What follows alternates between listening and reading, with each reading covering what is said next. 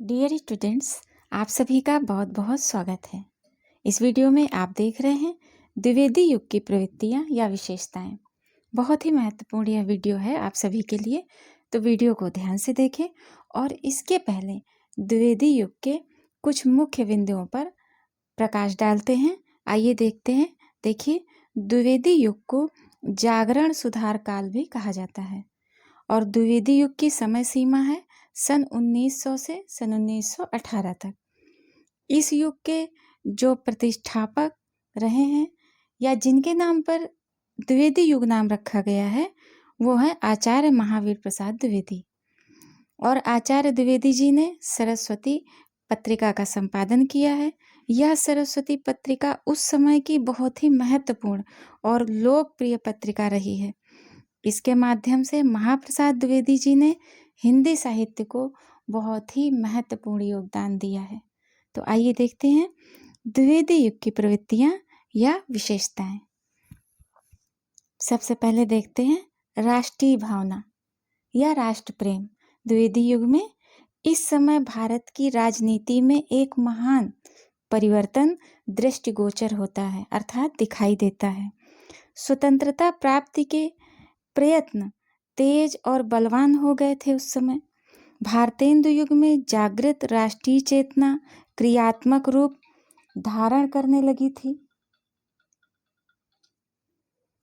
उसका व्यापक प्रभाव साहित्य पर भी पड़ा और कवि समाज राष्ट्र प्रेम का वैतालिक बनकर राष्ट्र प्रेम के गीत गाने लगा। जो उस समय की रचनाएं हैं वो राष्ट्र प्रेम से संबंधित रचनाएं अधिक हुई। श्रीधर पाठक की ये पंक्तियां देखिए, जय जय प्यारा भारत देश। इससे यह पता चलता है कि राष्ट्र प्रेम उस युग में अपनी चरम सीमा पर था। आगे देखिए, मैथिली शरण गुप्त की ये पंक्तियां हैं, बहुत ही सुंदर हैं।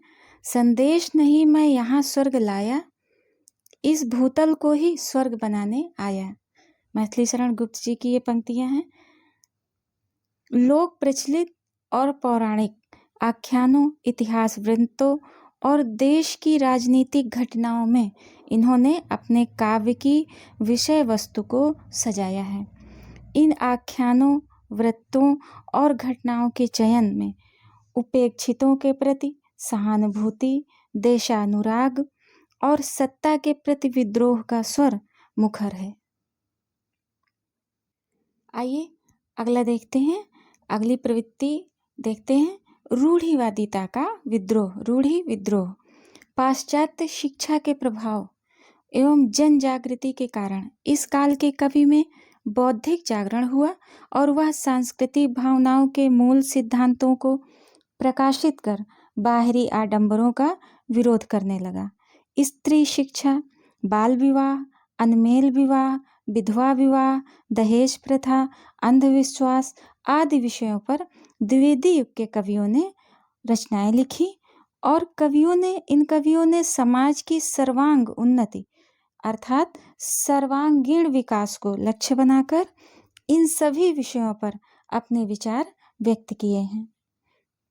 और इसका बहुत ही सुंदर आप उदाहरण देखिए, हे ईश दयामय इस देश को उबारो, कुत्सित कुरीतियों के वश से इसे उबारो। अनय राज निर्दय समाज से होकर जूझो। मैथिली शरण गुप्त जी की ये पंक्तियां हैं, बहुत ही सुंदर पंक्तियां हैं। आइए आगे देखते हैं। इस युग के कवियों की धार्मिक चेतना भी उदार और व्यापक हुई। धार्मिक भावना केवल ईश्वर के गुणगान तक सीमित नहीं रही, बल्कि उसमें मानवता के आदर्शों की प्रतिष्ठा हुई। विश्व प्रेम तथा जनसेवा की भावना इस युग की धार्मिक भावना का मुख्य अंग है। गोपाल शरण सिंह की कविता से एक उदाहरण देखिए, जग की सेवा करना ही बस है सब सारों का सार। बहुत ही सुंदर लाइन है। विश्व प्रेम के बंधन ही में मुझको मिला मुक्ति का द्वार। फिर से देखिए, बहुत ही सुंदर पंक्तियां हैं ये। जग की सेवा करना ही गोपाल शरण सिंह की कविता से ये बहुत ही सुंदर पंक्तियां हैं। जग की सेवा करना ही बस है सब सारों का सार, विश्व प्रेम के बंधन ही में मुझको मिला मुक्ति का द्वार। आगे देखिए अगला, मानवतावाद। इस काल का कवि संकीर्णताओं से ऊपर उठ गया है और वह मानव में भ्रातृ भाव की स्थापना करने के लिए कटिबद्ध है। अतः वह कहता है, इस काल के जो कवि हैं वो भाईचारे को आगे लेकर चलना चाहते हैं। वो चाहते हैं कि हर प्राणी में, हर मनुष्य में, मानव में भाईचारे की भावना उत्पन्न हो। और इसलिए बहुत ही सुंदर लाइनें देखिए, जैन बौद्ध पारसी यहूदी मुसलमान सिख ईसाई कोटि कंठ से मिल कर कह दो हम हैं भाई भाई। मानवता का मूल्यांकन इस युग के कवियों की प्रखर बुद्धि ने ही किया और उनकी दृष्टि में एक बहुत ही सुंदर पंक्तियां देखिए, मैं मानवता को सुरत्व की जननी भी कह सकता हूँ, नर को ईश्वरता का प्राप्त कराने आया। आइए देखते हैं अगला पॉइंट, श्रृंगार की जगह आदर्श वार्ता। श्रृंगार की जगह आदर्शवादिता। इस युग की कविता प्राचीन सांस्कृतिक आदर्शों से युक्त आदर्शवादी कविता है। इस युग के कवि की चेतना नैतिक आदर्शों को विशेष मान्यता दे रही थी, क्योंकि उन्होंने वीर गाथा काल और रीति काल की श्रृंगारिकता के दुष्परिणाम देखे थे। अतः वह इस प्रवृत्ति का उन्मूलन कर देश को वीर धीर बनाना चाहते हैं और स्वतंत्रता का पैगाम देते हैं। रति के पतितु प्रेतों से, बहुत ही सुंदर पंक्तियां देखिए उपाध्याय जी की, रति के पतितु प्रेतों से बढ़कर है संदेह नहीं, जिसके सिर पर तू चढ़ता है उसको रुचता गेह नहीं। मरघट उसको नंदनवन है, सुखद अंधेरी रात उसे, कुश कंटक है फूल सेज से, उत्सव है बरसात उसे। इस काल का कवि सौंदर्य के प्रति उतना आकृष्ट नहीं है जितना वह शिव की ओर आकृष्ट है। आइए अगला पॉइंट देखते हैं, नारी का उत्थान। इस काल के कवियों ने नारी के महत्व को समझाया, उस पर होने वाले अत्याचारों का विरोध किया और उसको जागृत करते हुए कहा, आर्य जगत में पुनः जननी निज जीवन ज्योति जगाओ। श्रीधर पाठक जी की ये लाइनें हैं, बहुत ही सुंदर हैं। अब नारी भी लोकहित की आराधना करने वाली बन गई है, ऐसा उस युग के कवियों का मानना है।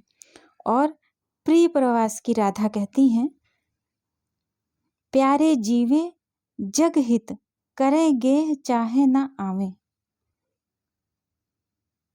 प्यारे जीवे जग हित करें गेह चाहे ना आवे। जहाँ कवियों ने नारी के दयनीय रूप देखे, वहाँ उसके दुख पर आंसू बहाते हुए कहा उन्होंने। मैथिली शरण गुप्त की, यशोधरा से मैथिली शरण गुप्त की ये पंक्तियां हैं, देखिए, अबला जीवन हाय तुम्हारी यही कहानी, आंचल में है दूध और आंखों में पानी। आइए आगे देखते हैं, प्रकृति चित्रण। द्विवेदी युग में प्रकृति चित्रण। द्विवेदी युग के कवि का ध्यान प्रकृति के यथातथ्य चित्रण की ओर गया। प्रकृति चित्रण कवि के प्रकृति प्रेम स्वरूप विविध रूपों में प्रकट हुआ। श्रीधर पाठक, राम नरेश त्रिपाठी, हरिऔध तथा मैथिली शरण गुप्त की रचनाओं में प्रकृति आलंबन, मानवीकरण तथा उद्दीपन आदि रूपों में चित्रित किया गया है। श्रीधर पाठक ने कश्मीर की सुषमा का रमणीय वर्णन करते हुए लिखा है, प्रकृति जहाँ एकांत बैठी निज रूप संवारती, पल पल पलटति भेष क्षणिक छवि छिन छिन धारती। आचार्य रामचंद्र शुक्ल प्रकृति के विभिन्न अंगों के साथ मानवीय संबंध स्थापित करते हैं और राम नरेश त्रिपाठी के पथिक, स्वप्न, जैसे खंड काव्यों में अयोध्या हरिऔध जी के प्रिय प्रवास में, मैथिली शरण गुप्त जी के साकेत में, पंचवटी में आदि काव्यों में प्रकृति के विविध चित्र हैं। उपाध्याय जी और मैथिली शरण गुप्त जी आदि कवियों ने काव्य भूमि ही प्रकृति का स्वच्छंद प्रांगण है, ऐसा उन्होंने माना। और आगे उनकी पंक्तियां देखिए। सुंदर सर है लहर मनोरथ, सी उठ मिट जाती, तट पर है कदम्ब की विस्तृत छाया सुखद सुहाती। सुंदर सर है लहर मनोरथ, सी उठ मिट जाती, तट पर है कदम्ब की विस्तृत छाया सुखद सुहाती। आइए अगला बिंदु देखते हैं। इत वृत्तात्मकता। इत वृत्तात्मकता का अर्थ है वस्तु वर्णन या आख्यान की प्रधानता। आदर्शवाद और बौद्धिकता की प्रधानता के कारण द्विवेदी युग के कवियों ने वर्णन प्रधान इत वृत्तात्मकता को अपनाया। इस युग के अधिकांश कवि एक ओर तो प्राचीन ग्रंथों की महिमा, प्रेम की महिमा, मेघ के गुण दोष, कुनयन, मच्छर खटमल आदि शीर्षकों से वस्तु वर्णन प्रधान कविताओं को रच रहे थे, और दूसरी ओर प्राचीन आख्यानों को नवीनता का पुट देकर उपस्थित किया जा रहा था। यद्यपि इस प्रकार की कुछ कविताएं मनोहारी हैं, हास्य विनोदात्मक हैं, किंतु अधिकतर नीरस हैं। इतिवृत्तात्मकता के कारण इस काव्य में नीरसता और शुष्कता, कल्पना और अनुभूति की गहराई कम है। रसात्मकता एवं कोमल कांत पदावली का उसमें अभाव है। अगला पॉइंट देख ली। स्वच्छंदतावाद। प्राचीन रूढ़ियों को तोड़कर नए शैलियों में नए काव्य विषयों को लेकर साहित्य सृजना की प्रवृत्ति को स्वच्छंदता कहा जाता है। हिंदी में स्वच्छंदतावादी काव्य का पूर्ण विकास छायावादी युग में हुआ, परंतु द्विवेदी युग में श्रीधर पाठक और राम नरेश त्रिपाठी ने स्वच्छंदतावादी प्रवृत्तियां देखी जा सकती हैं। इन दोनों में स्वच्छंदता, श्रीधर पाठक और राम नरेश त्रिपाठी में स्वच्छंदतावादी प्रवृत्तियां देखी जा सकती हैं। ये द्विवेदी युग के हैं। प्रकृति चित्रण और नए विषयों को अपनाने के कारण रामचंद्र शुक्ल ने श्रीधर पाठक को हिंदी का पहला स्वच्छंदतावादी कवि कहा है। आचार्य रामचंद्र शुक्ल ने, इस पॉइंट को याद कर लीजिए, बहुत इंपॉर्टेंट है। आचार्य रामचंद्र शुक्ल ने श्रीधर पाठक को हिंदी का पहला स्वच्छंदतावादी कवि कहा है। आइए अगला बिंदु देखते हैं। भाषा संस्कार। द्विवेदी युग के प्रयासों के परिणाम स्वरूप इस समय में साहित्य के समस्त रूपों में खड़ी बोली का एक छत्र राज्य स्थापित हो गया। खड़ी बोली प्राधान्य थी इस युग में। उसका रूखापन जाता रहा, उसमें एक रूपता स्थापित हो गई और वह अपने शुद्ध रूप में प्रकट हुई। श्री हरदेव बाहरी के शब्दों में देखिए, वो कहते हैं, श्री हरदेव बाहरी कहते हैं, मैथिली शरण गुप्त ने भाषा को लाक्षणिकता प्रदान की, ठाकुर गोपाल शरण सिंह ने प्रवाह दिया और स्नेही ने उसे प्रभावशाली बनाया, और रूप नारायण पांडे, मनन द्विवेदी, रामचरित उपाध्याय आदि ने उसका परिष्कार तथा प्रचार करके आधुनिक हिंदी काव्य को सुदृढ़ किया। काव्य के रूप में विविधता। काव्य रूप में विविधता अगला बिंदु है, अगला पॉइंट है, काव्य रूप में विविधता। इस युग में प्रबंध और मुक्तक दोनों ही रूपों में काव्य रचनाएं हुई। प्रबंध काव्यों की रचना पर बहुत बल दिया गया।